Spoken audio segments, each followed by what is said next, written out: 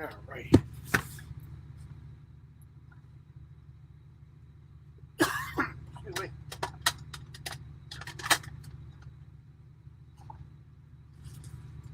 All right.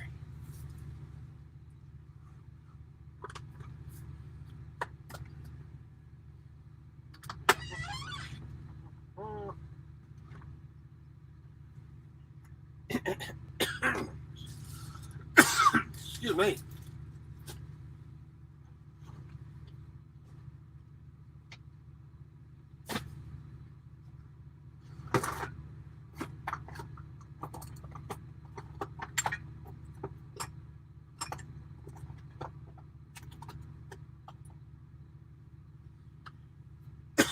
Excuse me.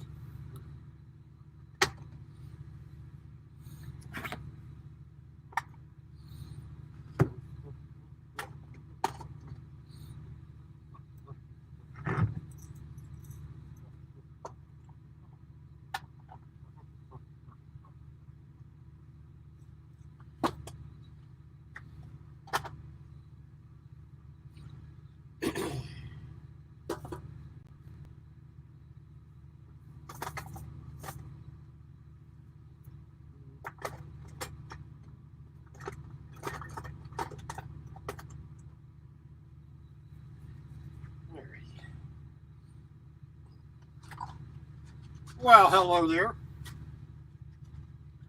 We're just getting ourselves set here a little bit. Get ready to cook. Pardon me.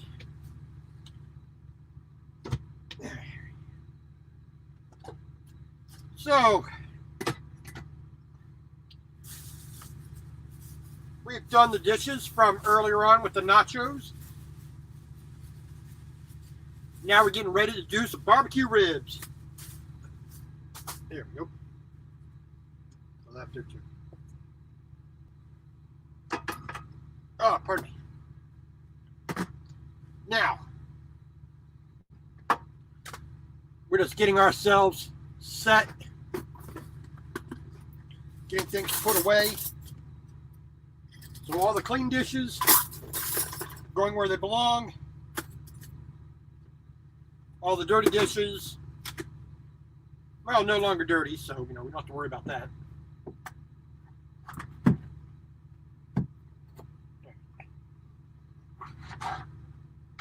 Set that under there. There we go. That right there. Hey, country girl, how you doing? Good to see you. And like it says there, we're going to be doing a little bit of cooking. We're going to do a little bit of ribs. There. First, we're going to try to get some things put away, at least a little bit. All right. We're going to put some water in the refrigerator here, cool down for us.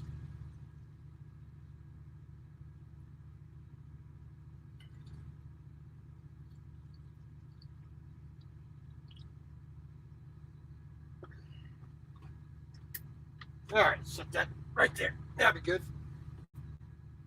All right. So hopefully things are doing well in your neck of the woods, country girl. Let's see. Slide that right under there. There we go. Dump in there. You see we're a little bit crowded in here, but that's okay. We need to have, what do we need to have out? All right, so we're getting ourselves all set up. So we got our hot plate, which we need. We need to take that off for the moment because we don't need that immediately. That'll be towards the end. All right, little camp table here. We're gonna move some things around here. All right, here we go. That'll work. All right. The ribs are being cooked in an Instant Pot. Pressure cooker. Little valve there to keep the pressure in. All right. Got our power cord. And we got a little ring that's going to help to keep the ribs from touching the bottom. So we're gonna put that in there like that. Let's see here. We got ourselves a power, little extension cord. More like a power strip, but we're gonna call it an extension cord. Nathaniel, how you doing, sir? Welcome in. Mr. Reed, how you doing?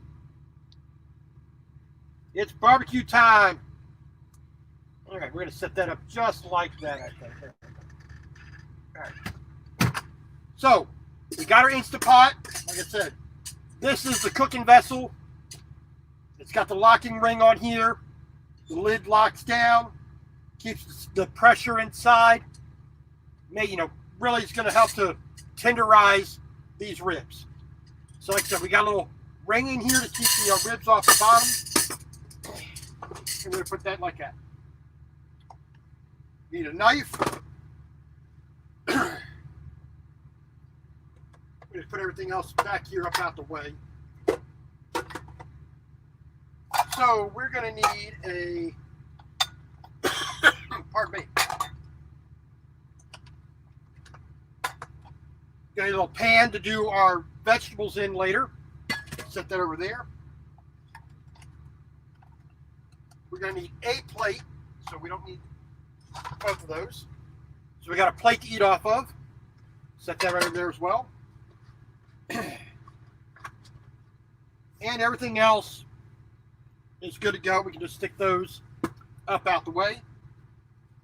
There we go. So, our barbecue sauce is KC Masterpiece Classic 816 barbecue sauce. This is what we're going to use towards the end. We're not going to use that right away, but we're going to take that out the way. Right now, we're just going to kind of dig things out because we don't need them falling, so we're going to take them out on purpose. All right, here we go. I think we can pull these ribs out now. There we go. All right. We have gotten ourselves a full rack of baby back ribs. So there you go. We are not going to use all of these right now. We're going to use about half of it. Get up in there, up in there. With an onion, get up in there. There we go. Garlic, get back up in there. Little browning sauce. There we go. So tonight we're going to cook half of this rib. So, let's see, a little bit of end there. 1, 2, 3, 4, 5. We're going to do about 5 ribs here. Now, this has got some juices in it. So, we got to make sure we have a towel. So, because we don't have a kitchen counter to work on. So, we got to do other things to take that into account. All right. And we have a towel just for that purpose. There we go. All right. We're going to put that over like that. Bring it up to the edge like this. Fold that under. And that's going to, anything that goes this way is going to be trapped in the towel. And this is slightly lower than right here. And everything else can be just tucked up and bundled up. We got a nice old chef knife here.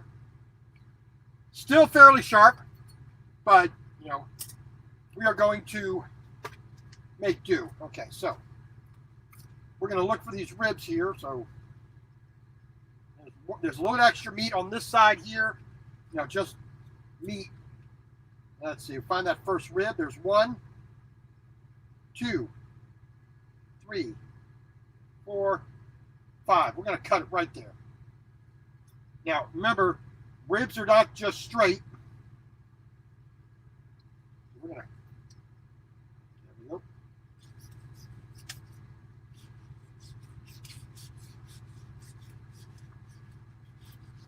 Got to curve it a little bit. There we go.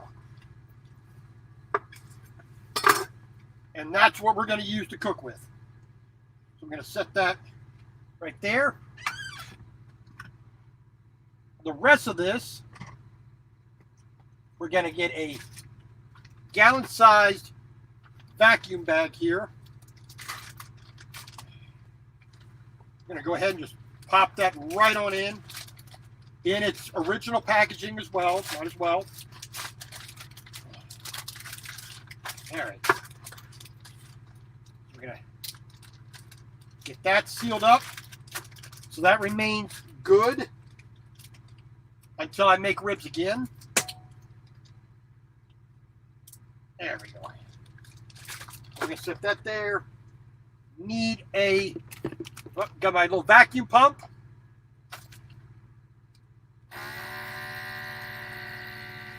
We're going to suck the air out to keep it as fresh as we can.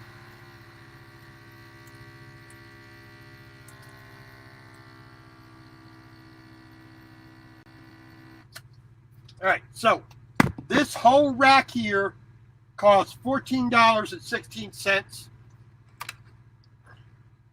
which is a lot cheaper than what you can get at the store, at the restaurant. Right? So we're gonna close that bad boy up so nothing else falls, because just this half of ribs is typically going to cost you almost $20. So we're already almost a third the price just starting out. Now we're going to take that out of the bag here. We got to get ourselves a trash bag set up. There we go. Take that right out. That can go right into the old doohickey there. Now, we need a kitchen towel. So we're going to, not a whole lot of juice came off, which I'm surprised about. Usually there's a little bit more, but there you go. So a nice clean kitchen towel. Right. We're going to pat this dry as much as we can. All right. Wipe that up there, right there. Put that over. Dab it dry.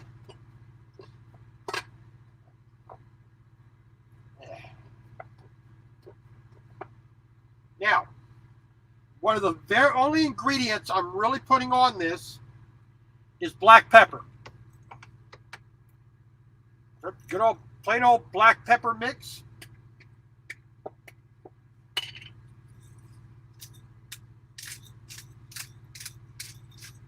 Just a quick grind on the surface. We're not trying to overly spice it. Just give it a little bit extra, because that's what I like. There we go. Hey, Congo. Good to have you back. Thank you for joining me again. Just give that a quick pat right there. Now,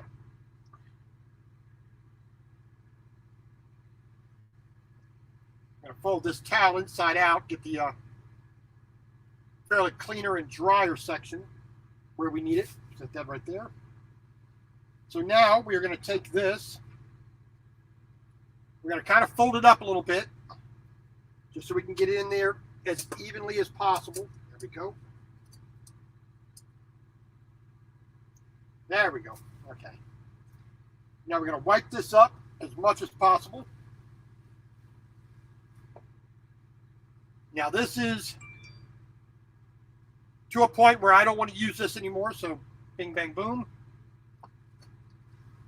We're going to get a Clorox Lysol wipe, disinfecting wipe. Going to clean this off.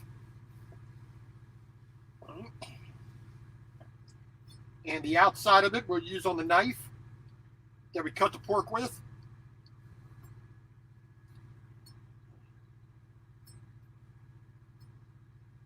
There we go. All right, still that down there. I'll dry these off.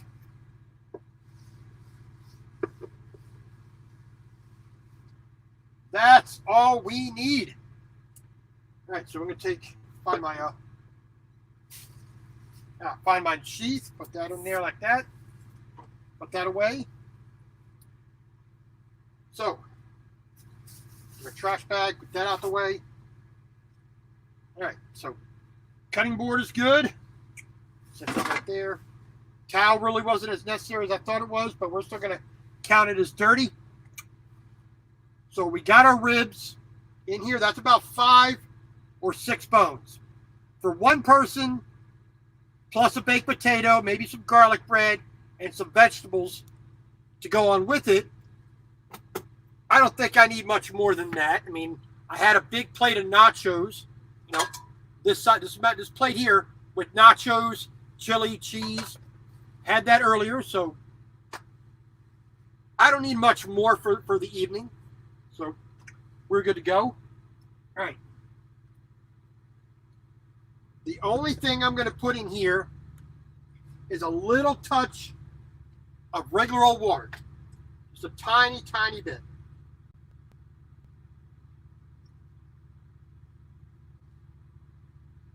Basically just want to cover the bottom of the cooking pan. Yep. Now we just take the lid, put it in position, rotate it, push the little knob here. Well, let me show you again. So you just put the lid on, rotate it, make sure this little knob back here is not facing forward, it's facing backwards. That's going to seal it. We're going to take our power plug.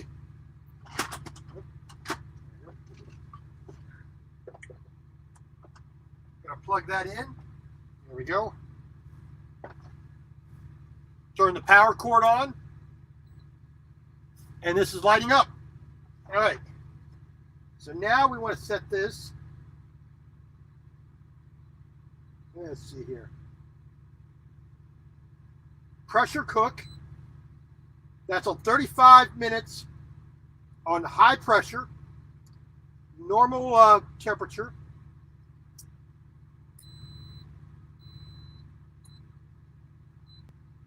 I'm going to leave that. We're going to put that at 38 minutes.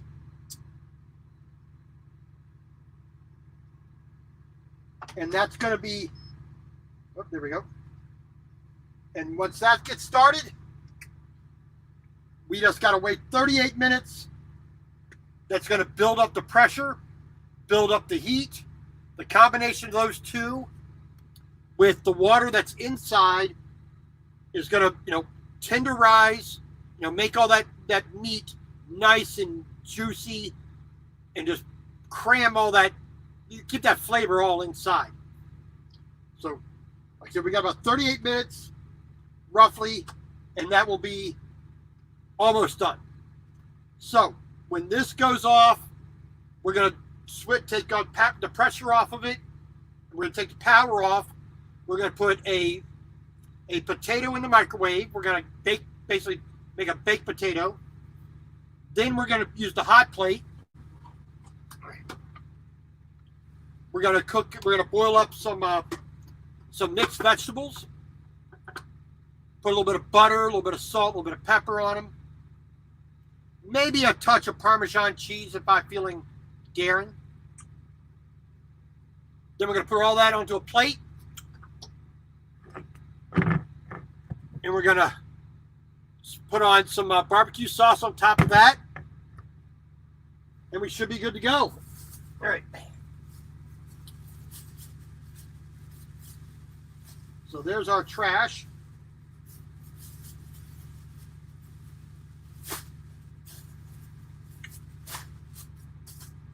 All right, so we got a pan for our vegetables. We got a plate to eat off of. Our hot plate, let's stick that right there. Just have everything together right there. We just need a fork for our dinner. There we go. Bing, bang, boom. And we got spatulas and spoons and ladles and can openers, bottle openers, tongs, Which, let's go ahead and take the tongs out because we're going to need that to get the ribs out of there. Yeah, let's see. We should also have a little small knife for the butter and for the potato. And I think we are good for everything else. So this can go back in the little closet here, right below you. There we go. We don't need the big chef knife, so that goes back. We don't need the big cutting board. That goes back. All right. So all those things that would normally just be in the flipping way, we can now put away. That up in there. So like here, bowls and a pot, the little steamer attachment for the pressure cooker, that's in here as well.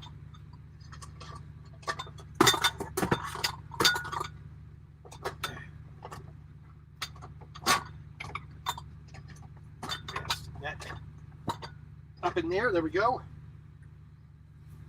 And we got some bowls and plates and pots and pans to stick in there as well.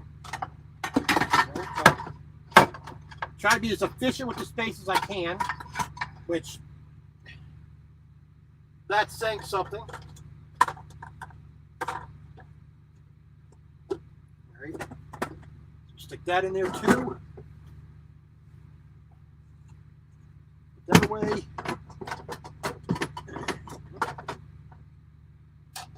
Some measuring cups and some coffee cups. Some good old-fashioned mugs. And that is pretty much everything that needs to go in the cabinet. In there.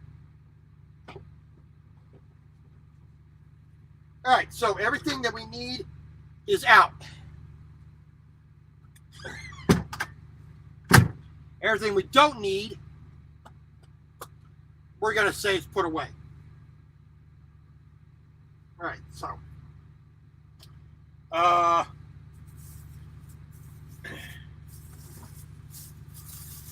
we got extra trash bags, is that there? So we got 3 russet potatoes. Russet is my potato of choice because A, it's firm. B, the way I cook and the way I use them, this is a very versatile potato. So, that's for dinner right there. The other 2 are going to be for a breakfast. Well, 2 breakfasts.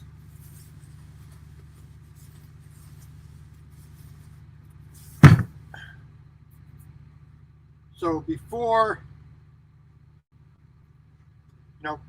so we got a little bit of steam coming out because the pressure is starting to build. I don't think the steam's coming up, but there's a little bit of steam coming out right there. Once it builds up the pressure properly, a little button back here is going to pop up and lock it, so you can't open it while that button's up. That's one of those safety features.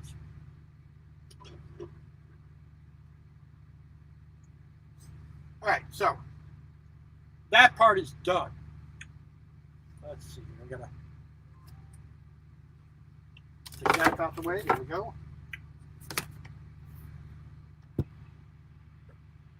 So yesterday, I told those who were watching if they had wanted a hat, they could have one, and that I was making, a hoodie for myself, just regular, hoodie with with my channel's logo on it, the truck and the, here's the hat, just like on the hat here,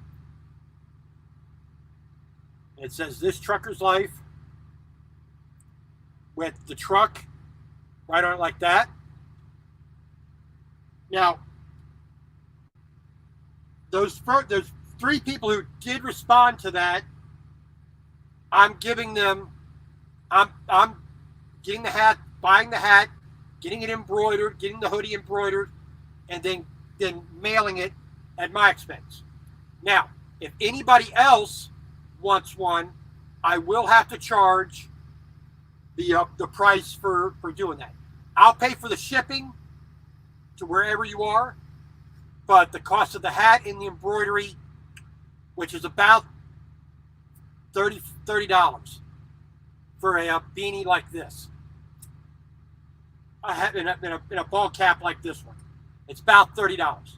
If you want one, use the Gmail account, This Trucker's Life at Gmail. Give me your address. Tell me what color you want for the hat itself, and also the lettering on the hat. The truck color is basically the color of my truck, so that will remain the same. But the lettering would be, you can choose your own lettering. You know what color you want for that. So if you do want that, I do not have a merch store that does it any cheaper than that. So, I don't have enough subscribers to do that or enough demand to do that. So if you're one of those who wants one of those, like I said, the cost of the hat and the embroidery, I will pay for the shipping. So that, like I said, that's out there.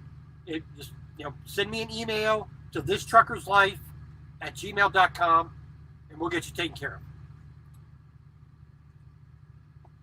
Other than that, we don't have much more, really that's going on today. It took me 7 attempts to upload the latest, episode 73 of the vlog. And then I had to download video and just all kinds of stuff. So I didn't get as many vlogs done earlier in the day as I wanted to. But, that's just the way it is. All right, so the counter has finally started. So you probably can't see it, it's pretty much a glare, but 37 minutes under pressure and under heat to cook. Those ribs should be done by then. Now, being as it's the first time I've ever done ribs in the pressure cooker, but extrapolating with other meats and other food I've done in the pressure cooker, that should not be a problem. 37 minutes should be good enough. Like I said, I put a little bit of water in there to give more of a steam action going on. That should help to keep it moist and tender. Because normally I have a soup in there that's boiling and then everything is, in the soup. So,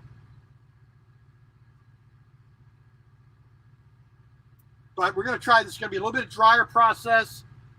So if it don't come out, lots of extra barbecue sauce should cover it. Should. Now, besides washing the dishes, vacuuming the floor, getting some trash out of the truck, straightening things up, putting things where they need to be, we pretty much had nothing else to do today. I did not work today, did not drive anywhere, didn't have a load. I got an empty trailer behind me. We're going right up here and out the front door to the office in the morning. We're going to take care of some paperwork.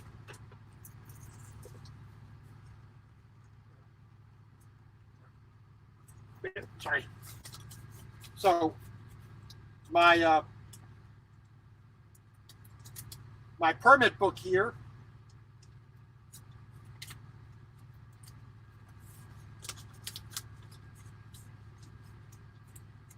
is a little bit more complete today.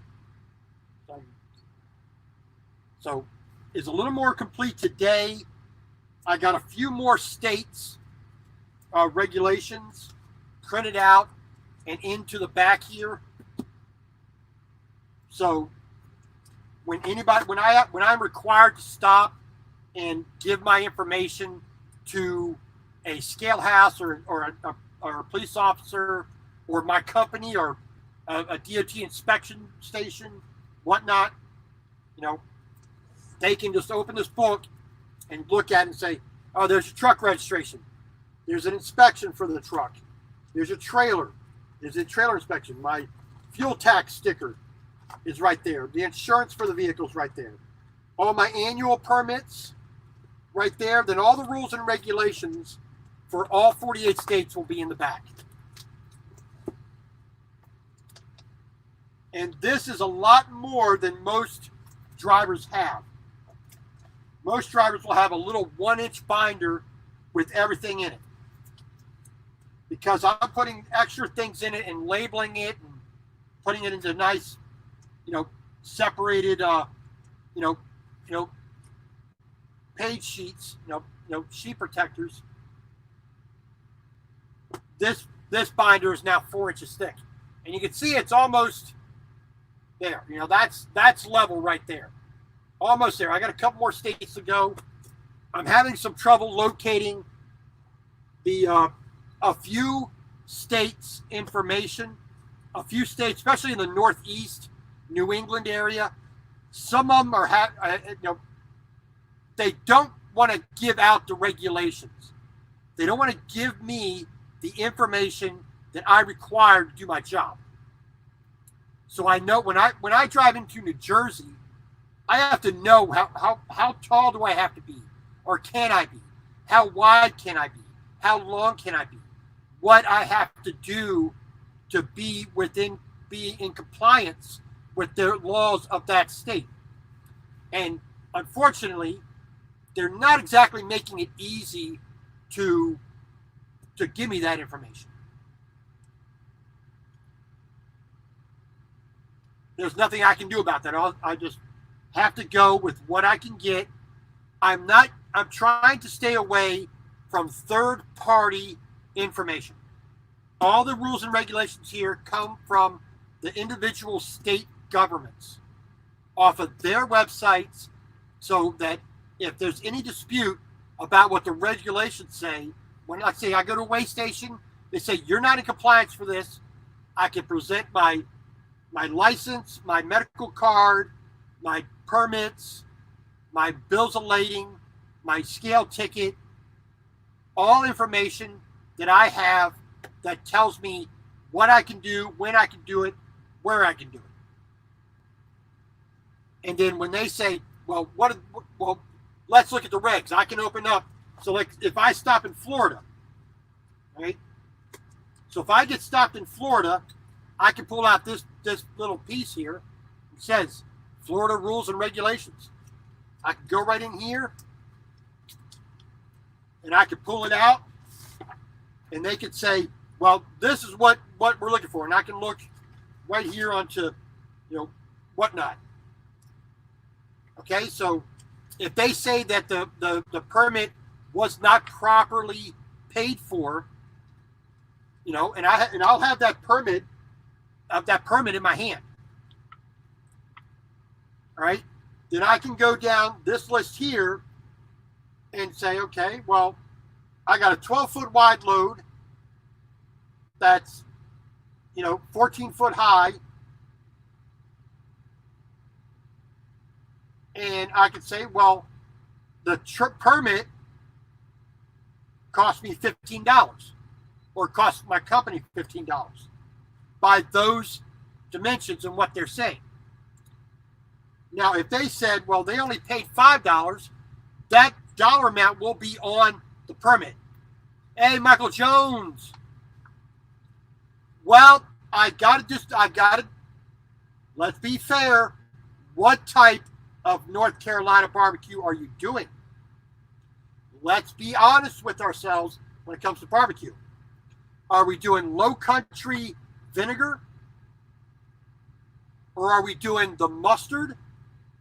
Or all the way out to the west, are we doing more of a Georgia, Kansas City tomato-based barbecue sauce? Or are we talking something, one of the gradations in between. We got to be honest with ourselves what kind of barbecue we're doing. I prefer the Georgia, Kansas City, and Texas styles over the North Carolina vinegar.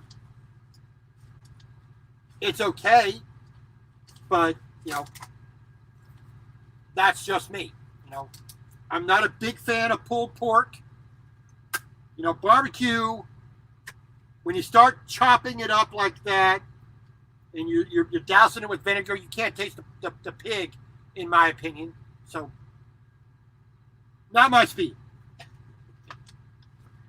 All right, so, like I said, whenever I go into a state, I can flip to virtually almost any page in here, any little section here. Okay, Wisconsin, got the rules. Pennsylvania, got the rules. New Mexico, Missouri, Louisiana, Idaho, Florida, California, Arkansas. I have the rules printed out and in my possession. So when they ask to see, my permits and my rule and everything else for the truck, and I throw this down on the desk, they know I mean business.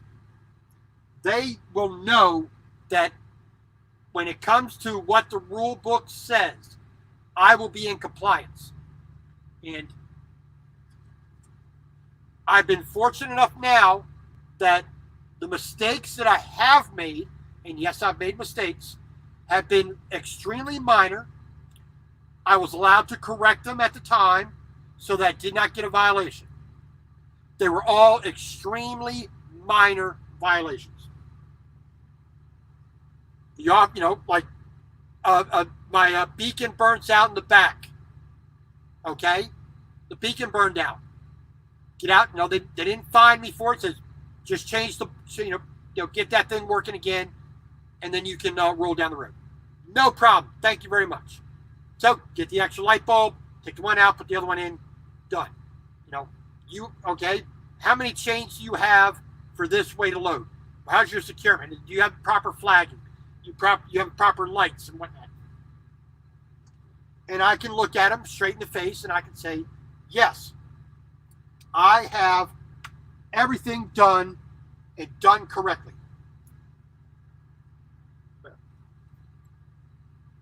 I just thought I saw somebody up pulling in. So, and that's the approach I take to my job in every aspect. I do it methodically. I do it with purpose. I do it in a very systematic way, and I make sure that everything that I have gives me the information I require. Most drivers for heavy haul do not have this. The vast majority do not have that. They go with the absolute minimum they need, and they don't do anything else. But when I get questioned on what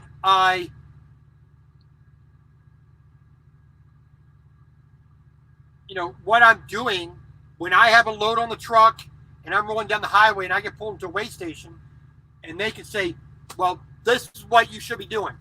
That's it. If I'm in Arkansas, I can grab the Arkansas permit rules. I mean, this is, you see that number down there, 68 pages of rules that I have to abide by and make sure that I'm in compliance with. So when I get pulled over in Arkansas and they can say, well, you're supposed to be doing this. Well, let's consult the actual rules. Let's make sure that what you're saying as an official, as an officer of the law and the regulations, I want to make sure that it's correct. If it's not correct, you're going to make sure that you are now adhering to that, so you're not harassing some other driver. And if you are correct, I will now know, and I will now know that I need to make sure that's done. So I can refer to this as well. So this book here is almost complete. Almost. I still have about 9 states to try to find the information for.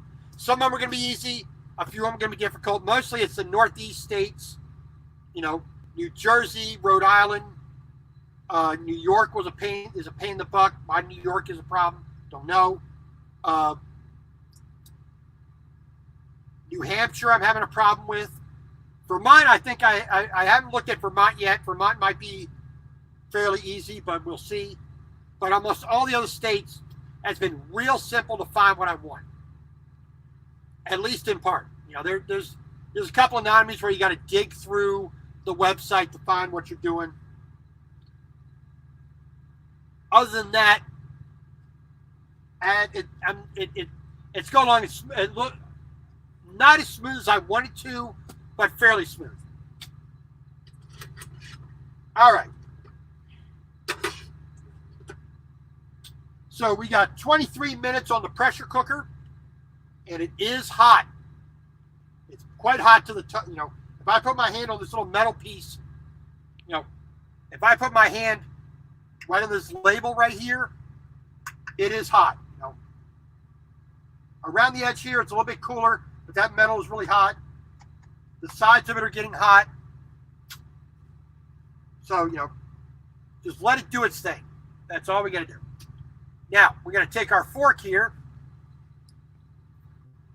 We're going to get our potato ready. So what I do is go through and make sure all the little sprouty eyes are dug out. You know, just a quick little thing. Because believe it or not, you can die from eating a potato sprout. So we're just going to take our fork, take the potato, we're going to poke some holes all the way around. This lets out some steam.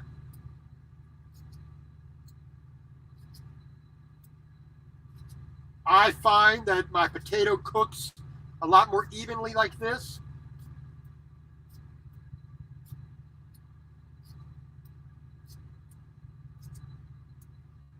So this is the technique I use.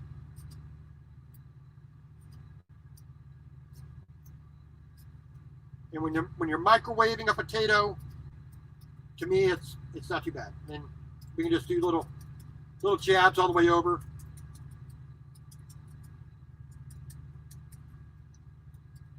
All right, so set that potato down right here. So when the ribs are pretty much done, we're going to pop this in the microwave for about 3.5, 4 minutes, something like that. We'll get the potato cooked. Then we'll get some mixed vegetables out of the freezer. Get it into a pan. Just a little touch of water to kind of boil them. Let that heat transfer into the vegetables. We're not trying to make the vegetables mushy. We're just trying to warm them through for the most part.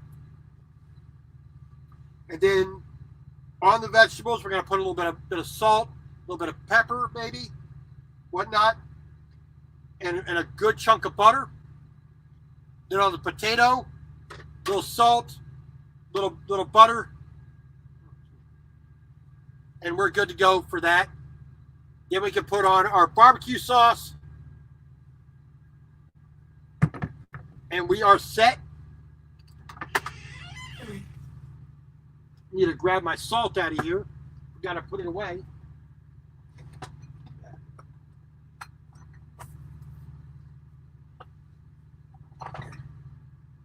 Now, tomorrow, I will be cooking dinner. Probably not going to be doing it online, but you know, whatever. Depends on how I'm doing. Depends on how the day goes. I have a choice of what I want to do tomorrow. Junggoon How you doing, sir? Thank you for joining me while you're at work. Thank you very much. This gentleman here who just got into the chat is from Korea. I believe he said he's working in an office and he's watching this. So thank you very much for coming in. I appreciate it. We are making some pork ribs. So we're making some pork ribs for dinner, right here. That's what we're making for dinner. We're making half the rack of ribs in the pressure cooker here. Cooking in there. A little potato, a little bit of vegetable. And we are going to have that for dinner. We got our sauce right here. Kansas City style barbecue sauce, sweet and smoky. It's not too bad. I mean, it's not my favorite sauce. They did not have the Jack Daniels barbecue sauce. So I looked at all the others that were there. Most of them were just like sugar and molasses and ketchup. But we're trying that one. That one doesn't have too bad of a taste. But we got that cooking, and we are, like I said, about 20 minutes. The ribs should be done. Cross fingers. Then a couple of minutes for the baked potato in the microwave. A couple of minutes for the vegetables in the pan. Get everything on a plate, and we will settle down. I'm debating whether to do some garlic bread, but I think I might not. I mean, we got ciabatta rolls here. I could do that, but I'm thinking no. So a little bit of salt, a little bit of pepper, barbecue sauce, butter. I think that'll satisfy for the night. Been watching a bit of YouTube. Been reading a book.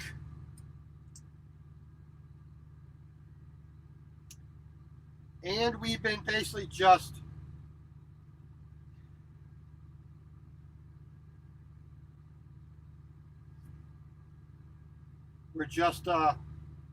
just enjoying the Sunday. We're not really doing anything today. Basically, it was cleaning, video editing, cooking. But beyond that, there wasn't much being done. So, let me just see what we got going here. And tomorrow, the truck is going into the shop for a little bit of work. Nothing really major, just a couple of minor things that need to be done that are a pain in the backside because they do affect how I do the job. But other than that, is nothing really that important going on with the work.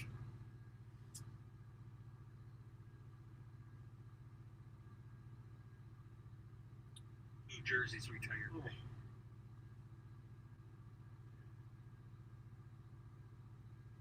Like I said, other than that, nothing really too amazing.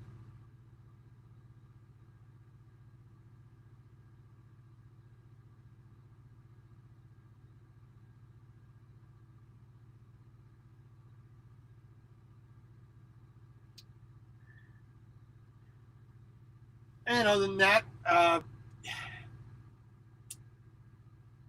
it's not too bad. I mean, fairly easy day. Yes, it's snow on the ground here. Almost got stuck twice when I was parked for a little bit, and the heat of the tires melted into the snow and ice a little bit, creating that little bit of a divot, and I just couldn't get out.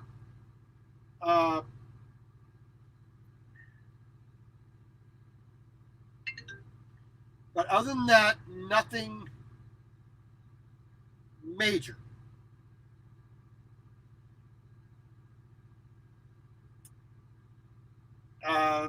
So does anybody have any questions? I'll be more than happy to answer.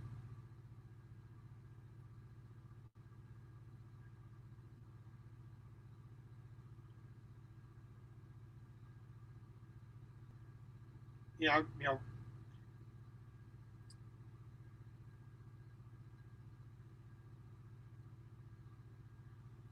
but like I said, we're trying to make when we're cooking the truck, we try to enjoy life. Because if I ate out at the restaurant every day as a truck driver, ugh, just bad food that costs too much. It's never what I really want and never the way I want it. When I go get barbecue ribs at a restaurant, it's the same thing. It's mush. It's pitiful little ribs that hardly have any meat on them.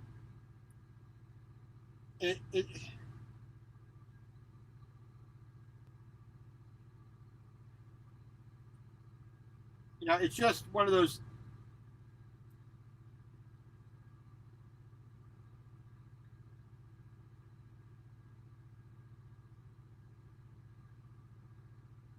It's just one of the things. Because I enjoy cooking, it's not a chore or it's not a bad thing for me to cook in the truck. A few tools and a little bit of knowledge and skill in doing things. Yeah, I mean, I gotta clean up after myself, but big deal. Big deal. You gotta wash dishes at a house. JBW Vlogs, thank you for coming in.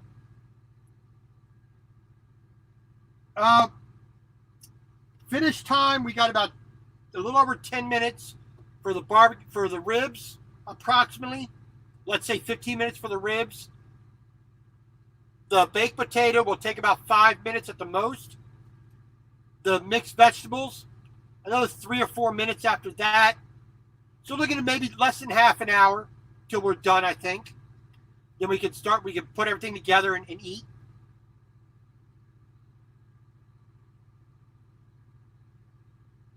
But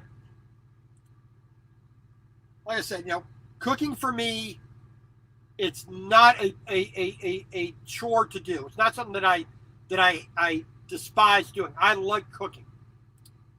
I enjoy the process of cooking.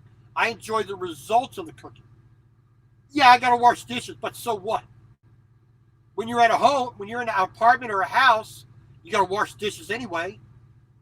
Just because my house is a little over 7 foot wide, 6 foot 5 inches high, and a little over 5.5 inches, wide, long.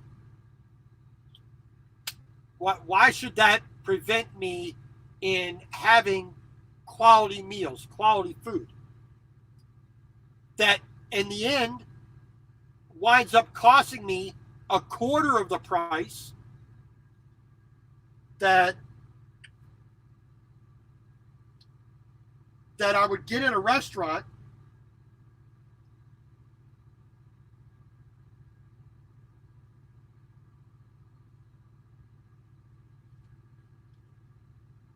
And like I said, it's not going to be made the way I want it. It's not going to taste the way I want it. I have no idea what they actually put into it or how long it's been sitting around because they did their prep in the morning. And now here it is at 6 o'clock at night. And, I don't know how it's been stored. I don't know how it's been. I have to trust. I have to have trust that they are actually doing their job properly. Which,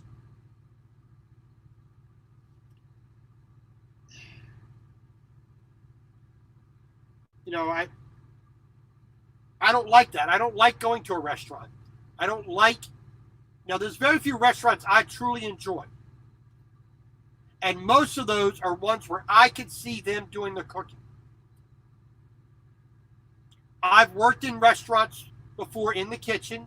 I know how those things are done. Not always the best. All right, so this says 10 minutes to go for the ribs. We will open it up if necessary after I test the ribs.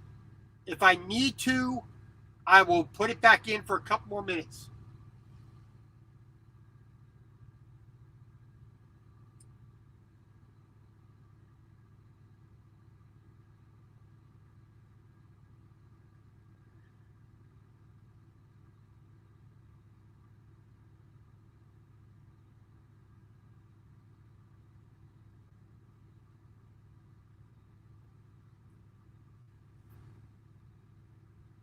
And like I said, that's the thing with being able to cook it the way in the truck and do it myself.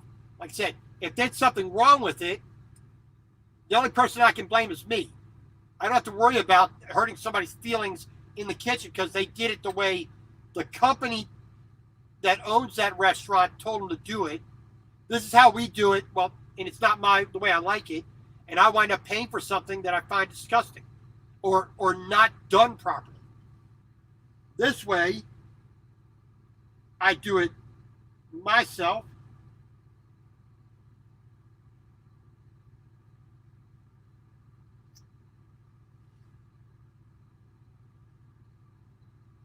And and overall, I'm happier with the results because I know what I like, I know how to achieve it, and it doesn't take that much time, and I enjoy doing it.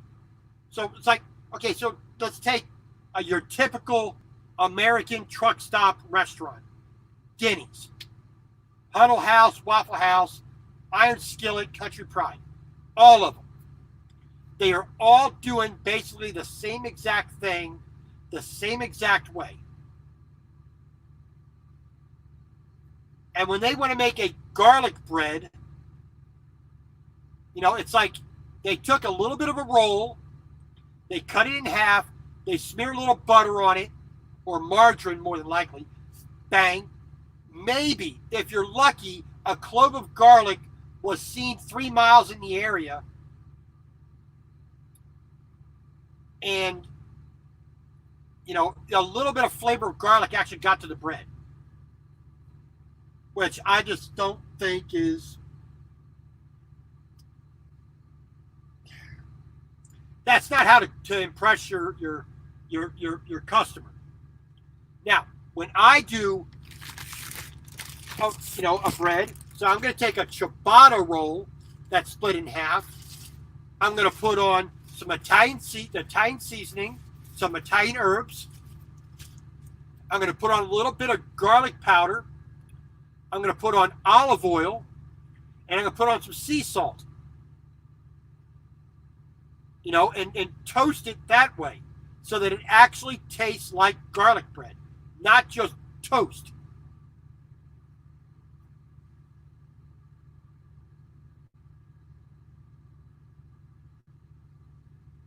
Junggoon, I've been off all day today. I'm putting my truck into the shop here at company headquarters. So I'm not at a rest area. I'm not at a truck stop. I'm at my company's property here in Minnesota.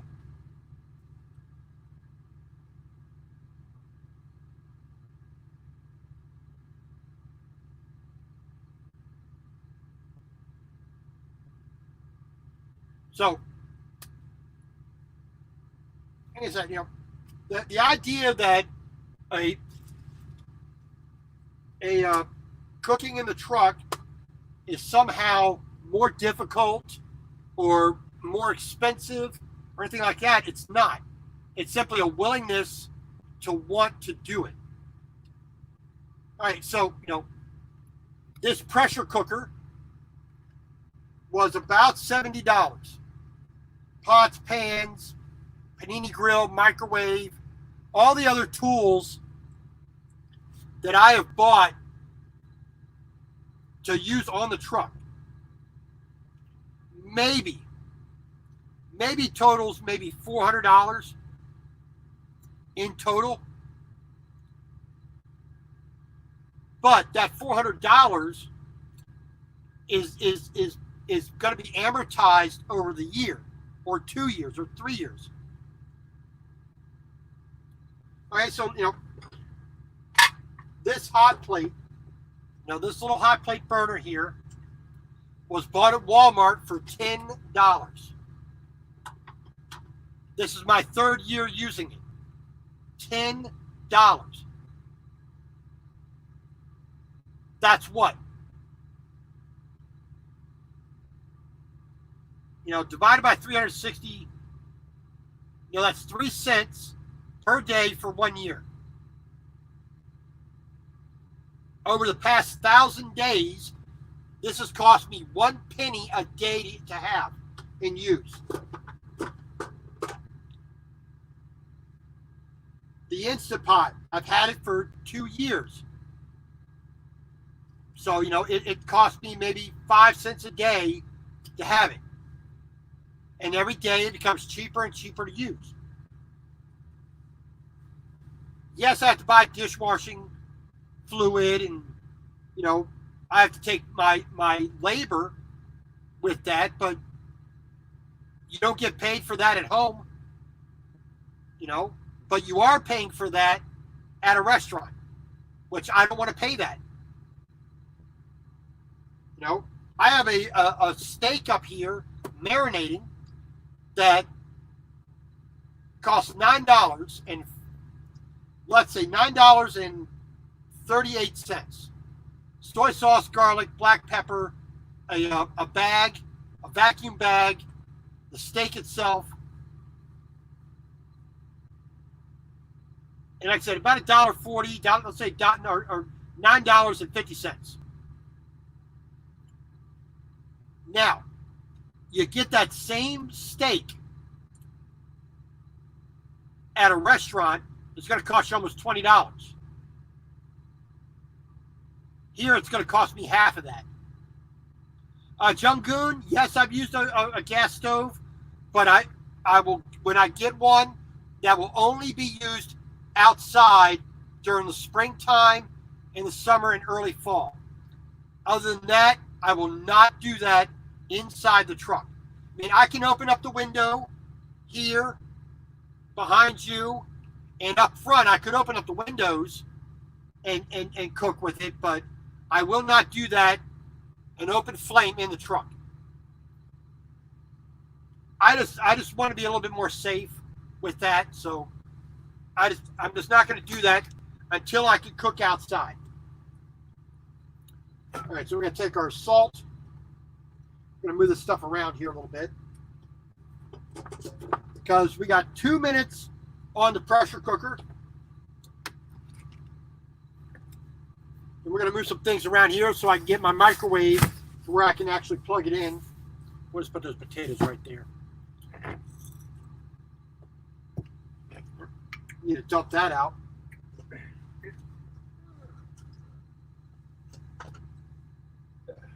All right. So I'm going to pull the microwave forward here so we can actually use it. I don't know why that hat was up there. They belong up there. Those are there.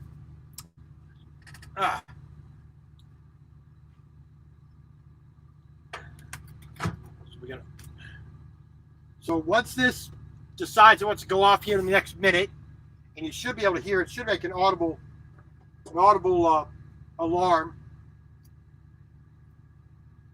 here in a moment. There we go. And then we're going to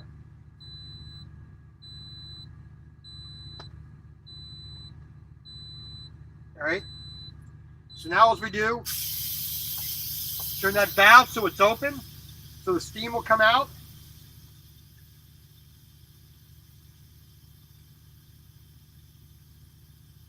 Smells like pork to me.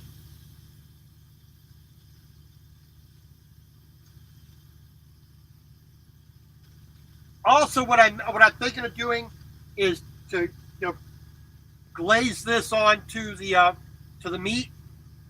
Carlos Martinez, how you doing, sir? Thank you for coming in. Making pork ribs in the pressure cooker.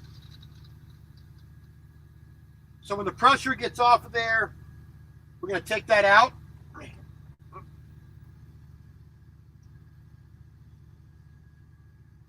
We're going to use this towel as a little bit of a trivet. I'll set that right there. We basically got everything ready to go. Going to go ahead and take our potato, put that in the microwave. We're going to check the status here. See, try to turn this. It won't turn anymore because that button there's still up. The pressure is still too high to try.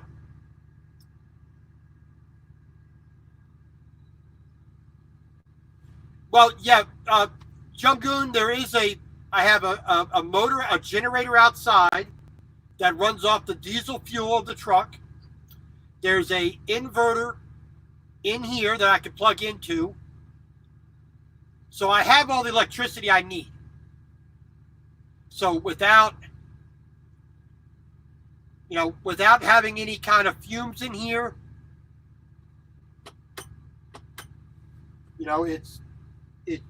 it works.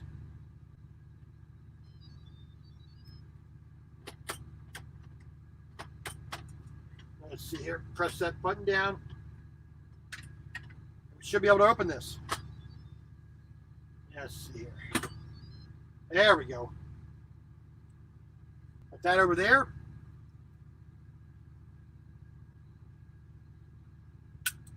See if we can't pull off a little bit of meat.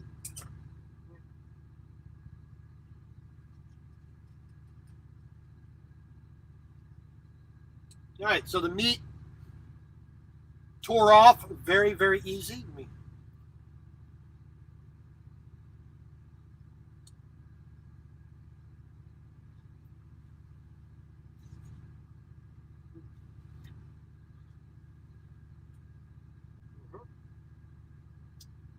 All right, that came out pretty decent. A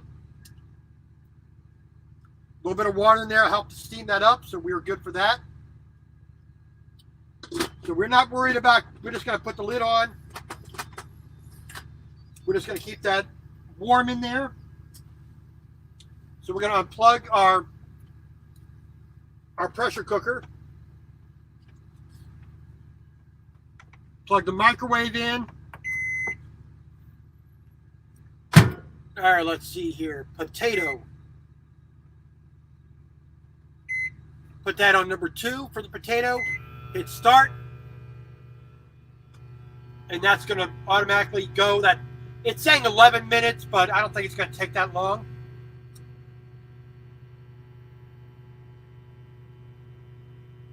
Hey, JBW, no problems. Thank you very, very much for coming in.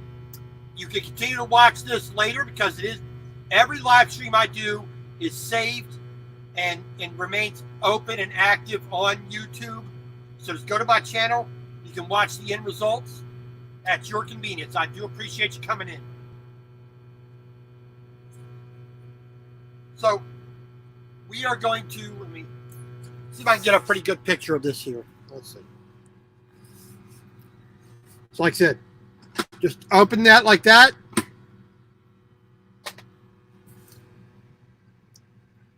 And there's the ribs. Not exactly barbecue by American standards or mine, but pretty close.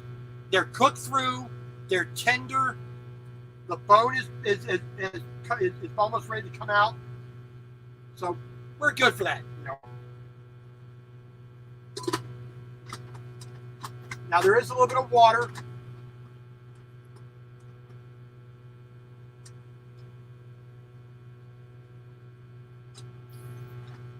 That we have to deal with, which basically we'll take it out here off to the side and dump it out. Nothing too messy about that, so we're good to go. And now we get our hot plate ready.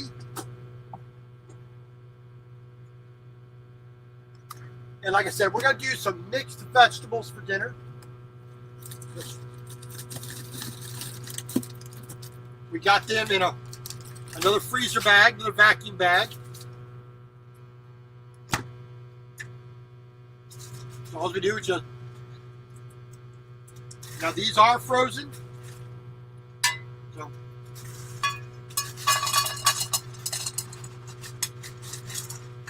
oops. A little bit more than I want, but we ain't gonna cry about it. So you just take this, zip this right back up. Battery powered vacuum pump.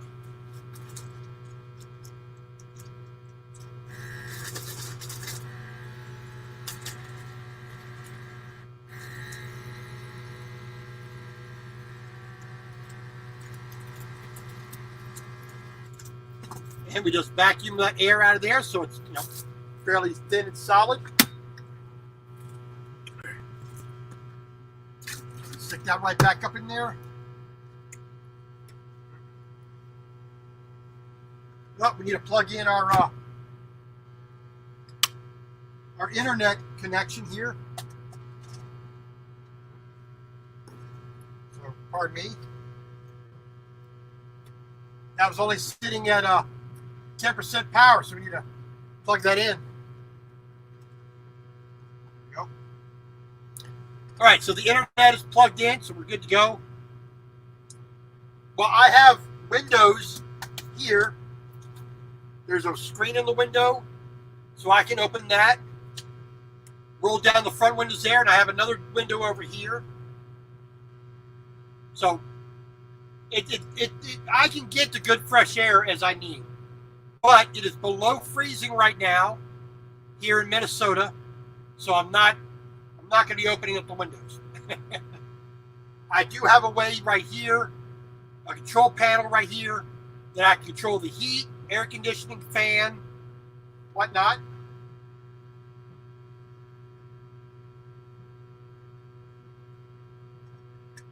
All right, so here's our mixed vegetables: peas, carrots, corn, green beans. Right like that.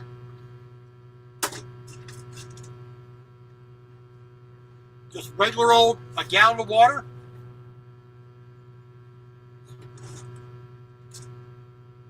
We don't need a lot of water, just enough to help transfer that heat into them. All right.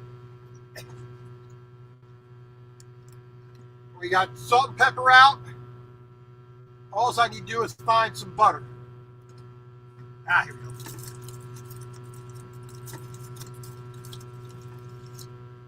So I got a little bit of butter. And I'm going to do something I normally don't do. A little bit of green onion to go on top of our baked potato. Normally I wouldn't do that, but I like it, so we're going to do that. So instead of worrying about getting a plate out, a cutting board out, little knife like that. Take the top off there. Stick that right there for a moment.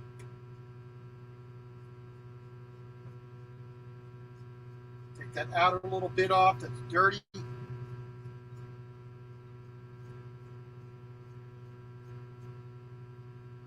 Right back. Here we go. There we go. Take that, put that up to the side. We'll throw that away in a second. Cut the roots off there. Right. That just like that. Slice that. Just like that, nice and thin.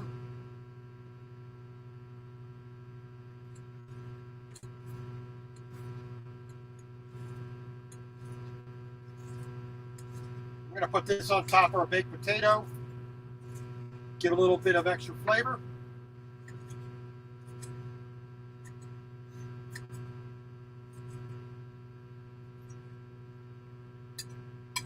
Pile that off to the side there real quick. There we go. I'm gonna take this. We're gonna get another trash bag here because I tied the other ones up. There we go.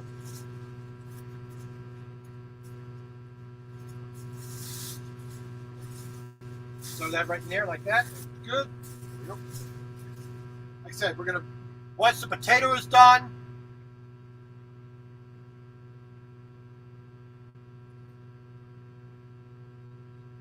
then we're gonna boil up our vegetables here.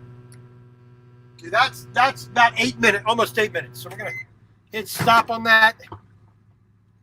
We're gonna turn that over. All right, there we go. It's gonna take a little bit, another couple minutes for that, almost 4 minutes more for the potato. We'll be good.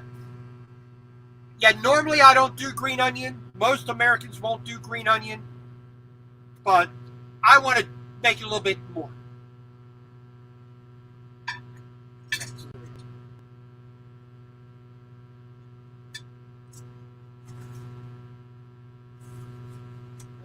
Put that there.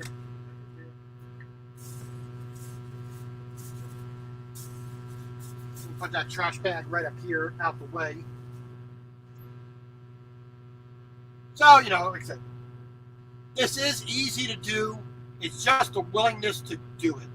So from the very start of being online here, it's been about an hour and 20 minutes almost. Yes, it takes a little bit longer, but I could be cooking this and doing some kind of paperwork or editing a video, or like I said, doing a live stream while I'm doing it. So it really doesn't bother me. It takes longer. Like I said, it's going to cost me a third or a quarter of the price that I would get at a restaurant and probably not be satisfied with.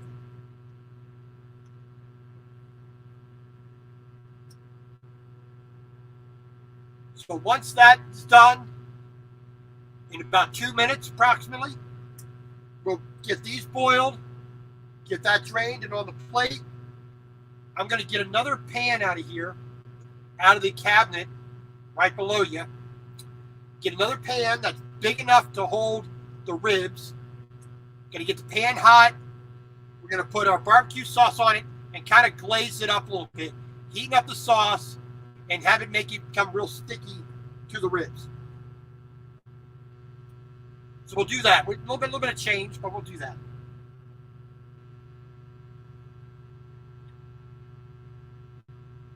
Alrighty. So not too bad of a day today, besides being cold. You know, it's been below freezing all day yesterday, all day today. Had a little bit of snow this morning, or no, about 11 o'clock, 12 o'clock, had a little bit of snow. Charles Brandt, how you doing, sir? Thank you for coming in. We got the ribs almost done. A couple more minutes, and we'll be able to we'll be able to show you that. Like I said, then we'll get our barbecue sauce on, get everything on the plate, be able to cook ourselves up something good. All right, so 40 seconds for the baked potato. We cooked our ribs in the not conventional way in the pressure cooker. We got about 6 bones in there. Nice little baby back ribs. All right, so when this goes off, we'll move this stuff around a little bit. We'll get ourselves plugged in here.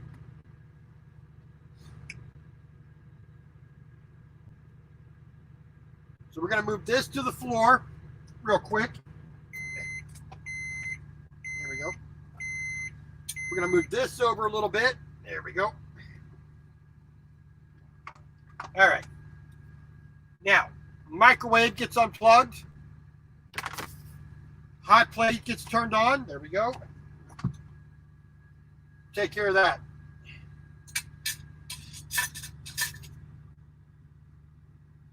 So we're going to get that hot. get those, going pretty good. Since that is out of the way, we can go in here and grab a pan that is going to be able to hold the ribs. All right. There we go. So nice big pan to hold the ribs. Close that up. Move that over just a little bit. We're going to set that right there. I'm going to unplug, take the power cord off, shove that up there.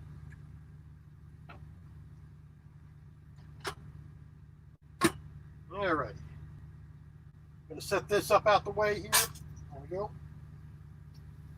Pair of tongs. Yes. There we go. See the ribs? Now, in essence, these have been boiled, not slow cooked. Yes, Mr. Brandt, I am doing well. So we got a little bit of cooking liquid in here, which is just fine. The water that's in with the mixed vegetables, when we take we're going to drain that water off, whatever water's left, not a lot.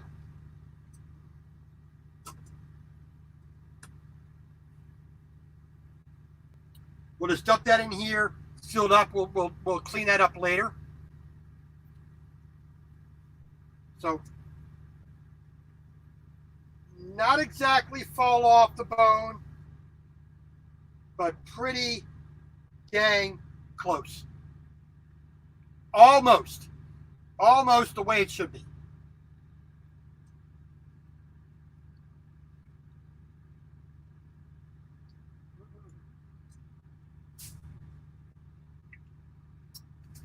So the meat is properly cooked all the way through. Could be just a little bit more tender. Maybe another 5-10 minutes in here. It'd have been just perfect, but you saw how easy that was, just lifting it up. There was a little bit of resistance, but not too shabby. So we're going to put this lid on there just to try to keep that heat in there a little bit. This is going on the floor so I don't knock it over. There we go. Then once the vegetables are heated through, and still got a little ways to go to get that hot, we're going to get that on our plate.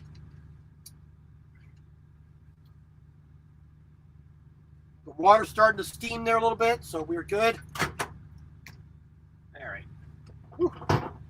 Baked potato right there. That'll hold just fine. We got a little bit of green onion chopped up here.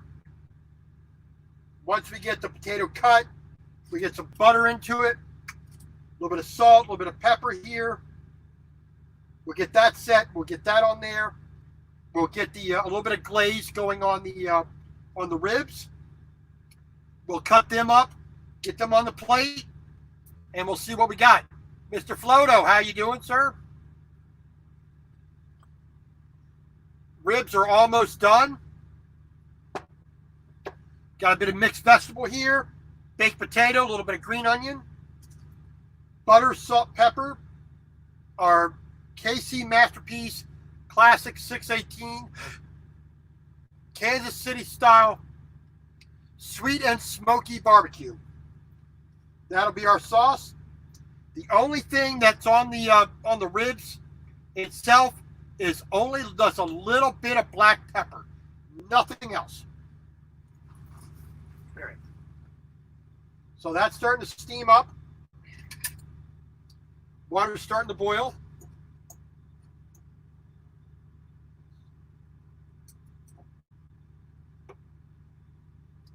So a little bit of carrot.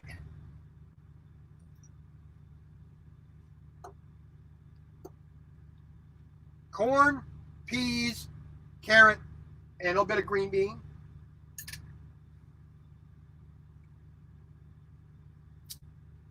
So we're getting very close to being done.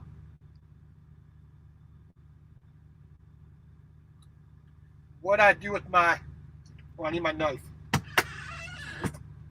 I need my knife. There it is.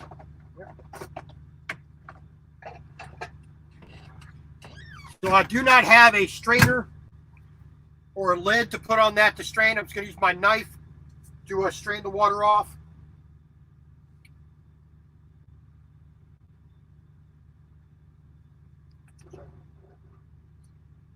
Let that cook. Another moment here. Like I said, we're just going to take that water that's in there to boil these vegetables, you know, just to basically heat them through. We're going to throw that right into the to the pot here for the Instapot that has the cooking liquid that was with the ribs.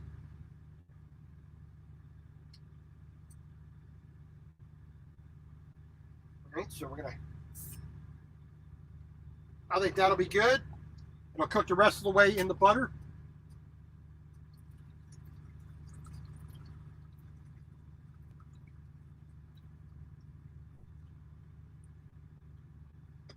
There we go. All right. So we're going to throw a little bit of salt in there. Just a touch. All right, we got some good old-fashioned butter.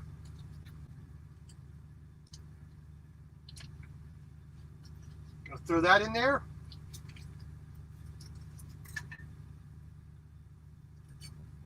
We're gonna give that a get that butter on the bottom, let that melt in.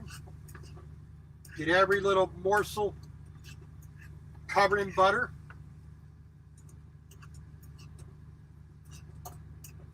There we go.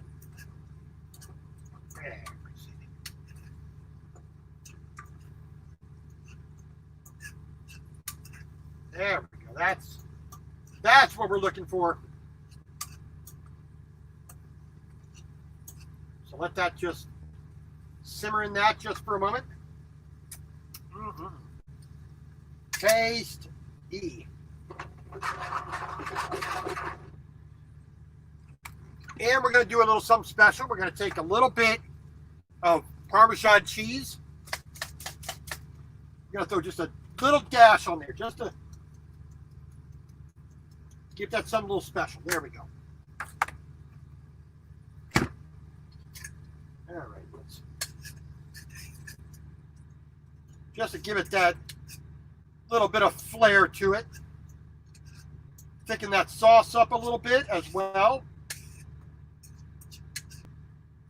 There we go.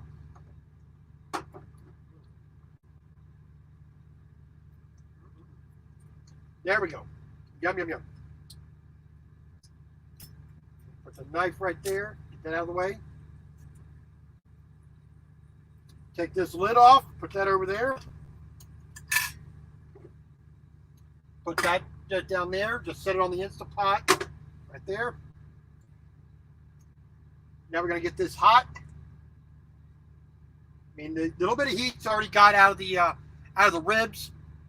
So what we're going to do is we're going to get the pan hot. Then we're going to take a little bit of barbecue sauce, squirt that in there, kind of glaze it all over. So we're going to open this up. Take the little lid, take the little safety lid off. As you can see, I already opened it up. Not too bad. A little bit smoky, just a little bit of tang to it. So we're going to be good.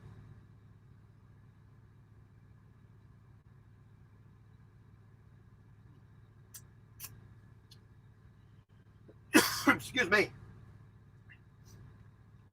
See if we can't get a little bit of heat in there. We're going to use the lid. Try to get that heat a little bit higher in there.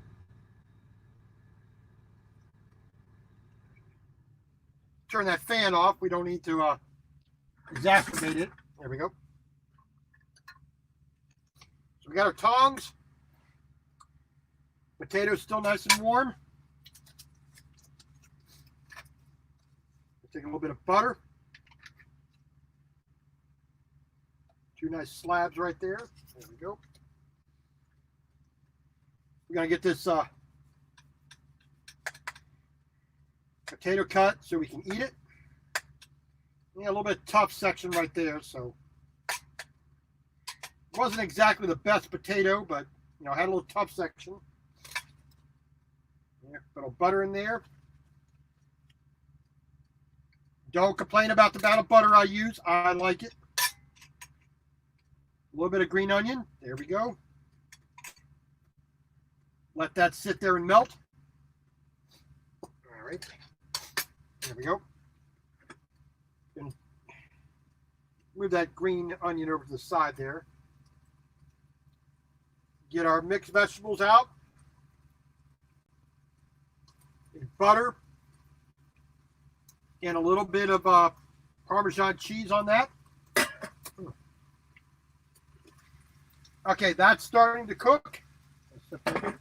Right there. That's going to put a little bit of color on there. So we're going to take a little bit of our barbecue sauce. And squirt it in there on top as well.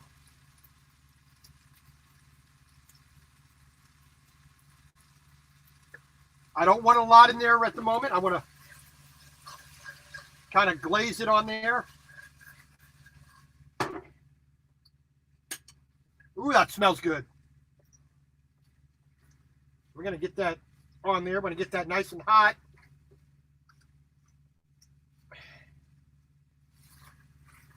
Like I said, we want this to caramelize a little bit. Get a little bit charred.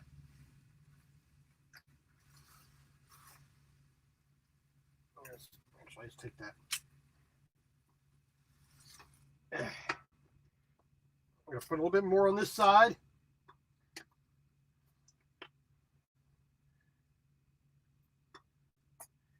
Spread that all around on that. That'll be all good. Get that sauce hot. Because the sauce hot and the sauce cold are different things. And no, I'm not going to be putting a whole lot of sauce on this. Ooh, that's pretty good. So we are getting close. We are almost done.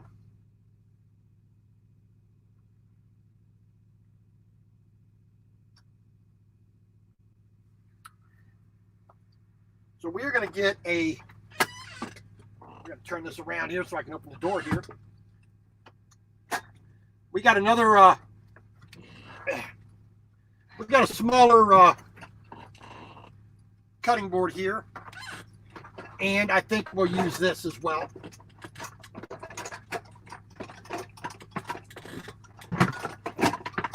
There we go.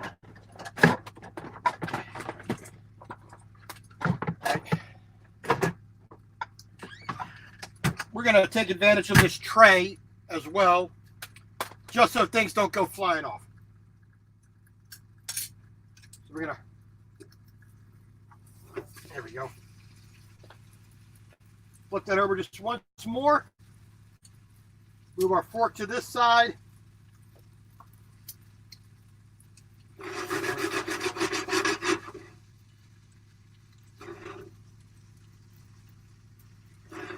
All right, so now we're going to take the ribs out on the cutting board there. We got a little bit of, so that's nice and hot.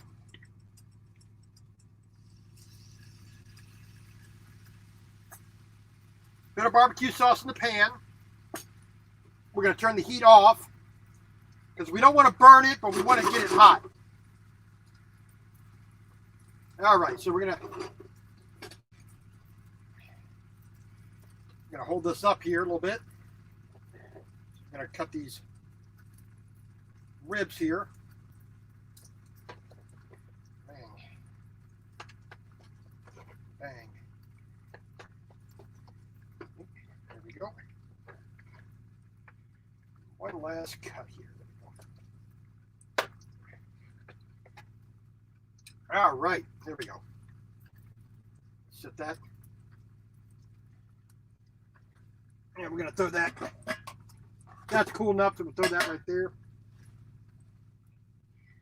So we're gonna take our ribs, put it back in the sauce here. Just so we can coat these sides here a little bit. There we go.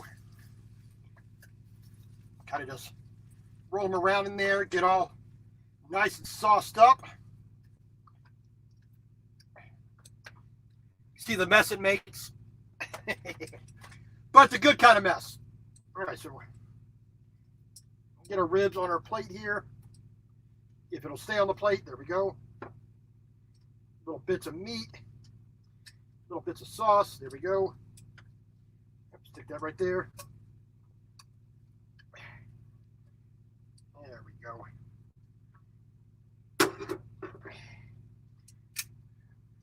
And to make sure we can be as clean as we can and make it easier to clean up,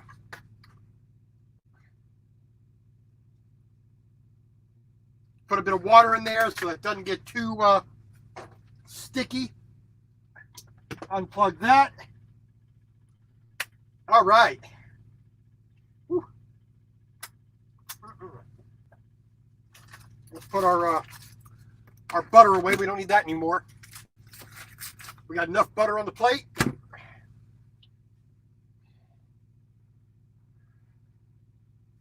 A nice plate of barbecue ribs, baked potato with a little bit of green onion on it, a little bit of mixed vegetable with butter and a little bit of Parmesan cheese. How can you argue against that? You know, being able to make that in the truck. We'll put that right there. We'll put this right there. Oh, yeah. Okay, let me get myself situated here. My little napkin / tabletop. Oh. And I got a couple little towels here. Washcloths, whatnot.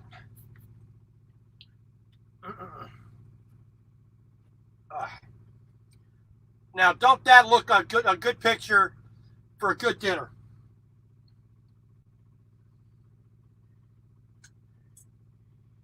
A little bit of the mixed vegetables, a little piece of the pork in there.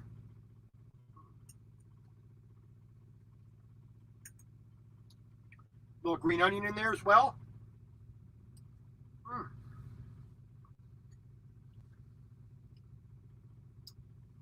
A bit of the baked potato, a little bit of green onion, lots of butter.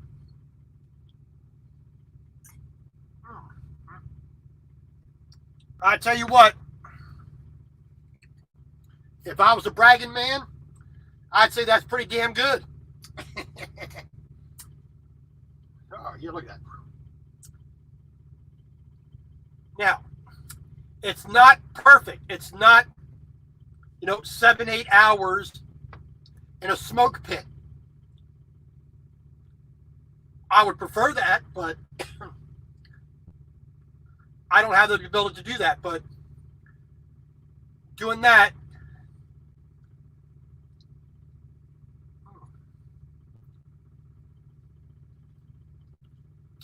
pretty close to fall off the bone. Just enough pull to it to keep it on the bone. Oh. That's not bad barbecue sauce.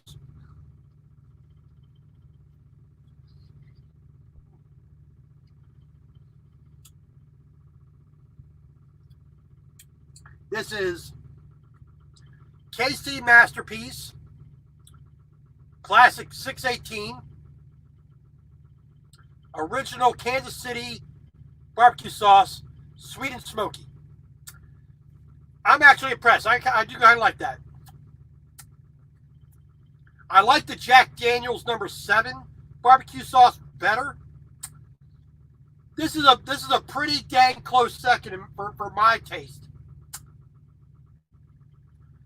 I'm glad I got that one. I took a chance on it. You know, I liked it when it was, at room temperature.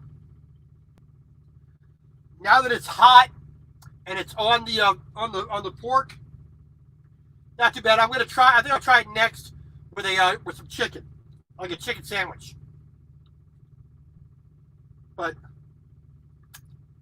tastes good on the finger too.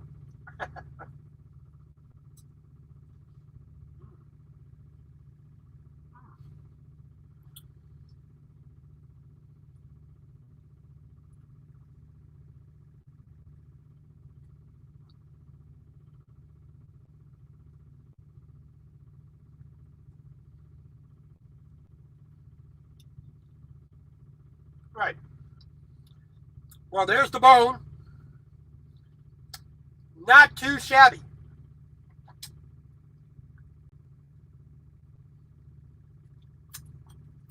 And this is only half of a rack of ribs. This is about 6 bones of baby back ribs on the small side. The larger side of the rib, I'll probably do that in like 2 or 3 days. So we got a nice little baked potato here, swimming in butter.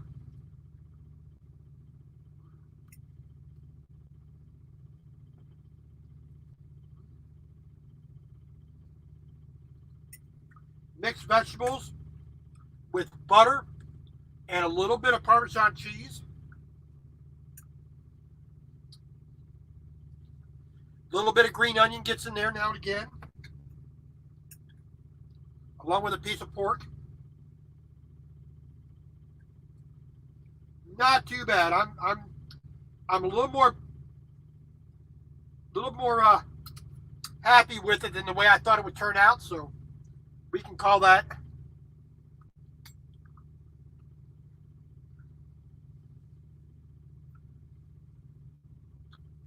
We'll call that a good result. Pardon me. Need to get something to drink here. So a little over an hour, almost an hour and a half to cook. And I think it came out pretty dang good. Okay, Mr. Brandt, the cost. So the baby back ribs, Tyson brand, a full rack was $14. I used 1/2 of that for this meal. So let's say $7.10. The potato was about 50 cents. The mixed vegetables I used about a quarter, about 20 cents actually. The bag of mixed vegetables was about 85 cents. So we're going to say 22 cents for the mixed vegetables. Butter, salt, pepper, the amount of barbecue sauce I used, a little bit of Parmesan cheese. Ooh, give me. In total, this meal cost under $10. About $9.08, 9 cents, something around that. But $10. Half a rack of ribs, which you go anywhere, that's like $12 right off the bat. The whole rack of ribs cost me $14. Half a rack typically is going to cost you $12.95 most places. Potato, mixed vegetables, barbecue sauce, I said all the stuff that goes to it, and amortizing the cost of the equipment, not my labor, no cost for my labor. Like I said, under $10, I got a meal pretty dang good in my opinion. I mean, it's not perfect, but I'd rather not be perfect and I made it than 75% perfect from a restaurant. And we all know how truck stops are.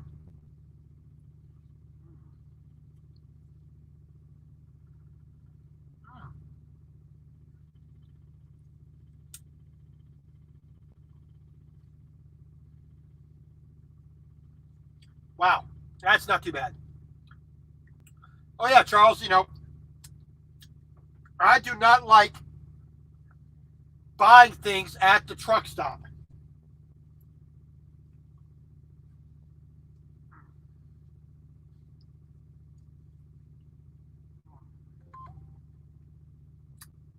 And anytime you're going to get ribs from, from one of the restaurants up there, they're going to be on the buffet mostly. You're going to be swimming in a dark sauce that's the cheapest barbecue sauce in the freaking universe.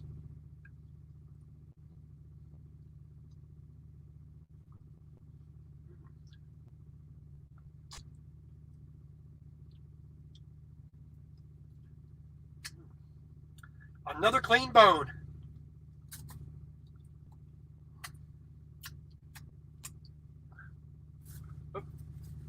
Got that was in the trash can right there. There we go. So, like I said, basically under $10, I got a higher quality meal, at least in my opinion. And most importantly, I got it the way I want it.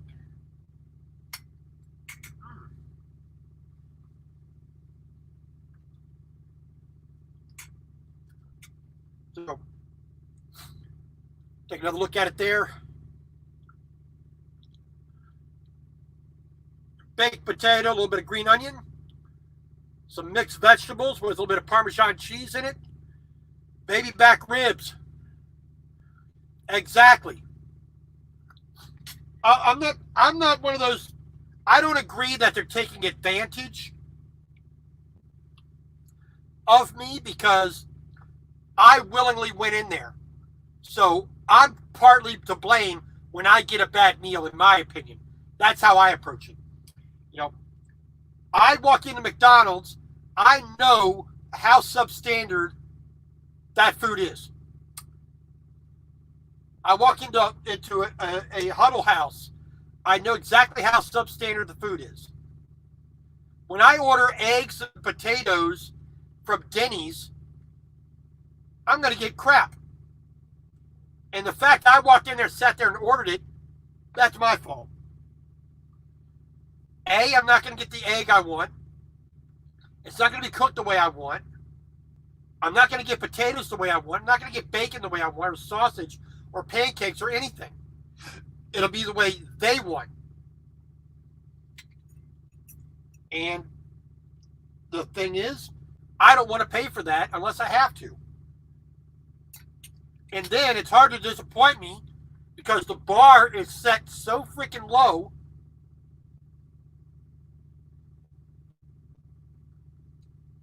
I mean, you really have to be mentally incompetent to really disappoint me at those places.